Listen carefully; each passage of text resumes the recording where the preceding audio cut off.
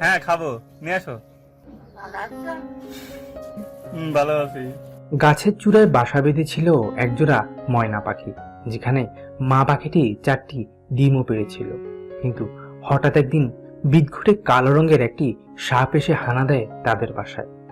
বিদঘুটে সাপটি ওই ময়না দম্পতির অনুপস্থিতিতে তাদের বাসায় থাকা ডিমগুলো এক এক করে খেয়ে পালিয়ে যায়।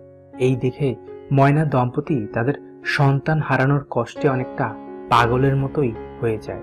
বেশ কিছুদিন পর সন্তান হারানোর কষ্ট ভুলিয়ে ময়না দম্পতি বাসা বেঁধেছে একটি গাছের কোঠরে, যেখানে তাদের 3টি ছানার জন্ম হয়েছিল। ময়না দম্পতি যে গাছে বাসা বেঁধেছিল তার পাশেই অবস্থিত ঘরটিতে বসবাস করত একটি ছেলে, যে কিনা ময়না দম্পতির বাসা বাঁধা হতে শুরু করে ডিম পাড়া, ডিম থেকে ছানা বেরিয়ে আসে সবকিছুরই খেয়াল রাখত। এইদিকে ওই গ্রামেই বসবাস করত একজন পাখি শিকারী, যে কিনা পাখির ফাঁদ পেতে অথবা পাখির বাসা থেকে ছানাদের চুরি করে তাদের বিক্রি করে দিত।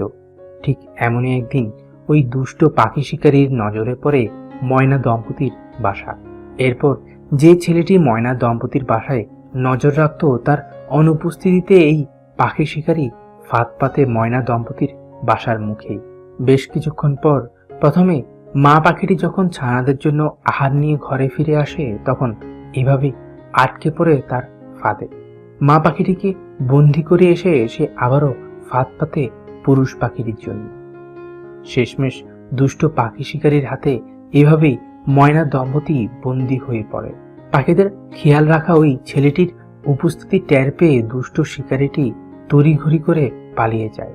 সে আর বাসায় থাকা ছোট্ট ছানাগুলোকে চুরি করার সুযোগ পায়নি। এরপর কেটে যায় দীর্ঘ 1 থেকে 2 ঘন্টা। ছানাগুলো প্রচন্ড ক্ষুধার তাড়নায় কিচিরমিচির করে ডাকতে শুরু করে।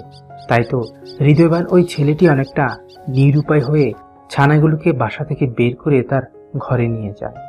ঘরে নিয়ে গিয়ে অভুক্ত ছানাগুলোকে সে এভাবেই তার বাবা মার মতো করেই খাইয়ে দেয়। এই ছেলেটি ছানাগুলোর জন্য একটি ঘরও তৈরি করে দিয়েছে। কিন্তু দিন কয়েক পর হঠাৎ একদিন ময়না পাখির একটি ছানার মৃত্যু ঘটে। ছানাটির মৃত্যুতে ছেলেটির খুব মন খারাপ হয়। তাই তো সে বেঁচে থাকা ছানাগুলোর খুব ভালোভাবে যত্ন নেওয়া শুরু করে।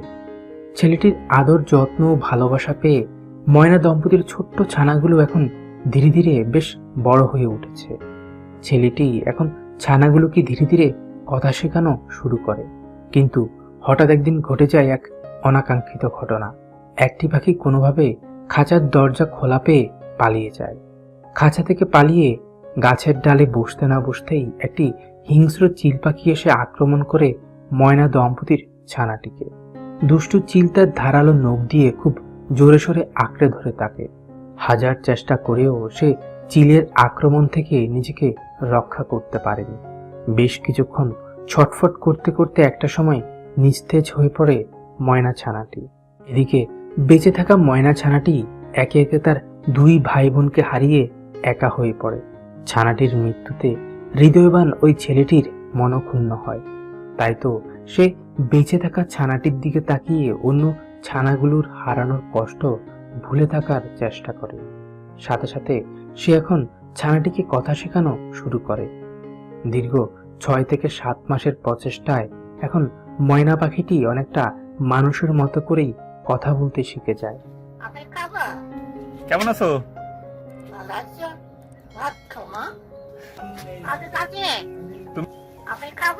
হ্যাঁ খাবো, নিয়ে আসো। ভালো আছি। ভালো আছি। ছেলেটির এখন ময়না পাখিটির সাথে খুব ভালোই সময় কাটে, আর ময়না পাখিটিও ছেলেটির সাথে এখন খুব ভালোই আছে।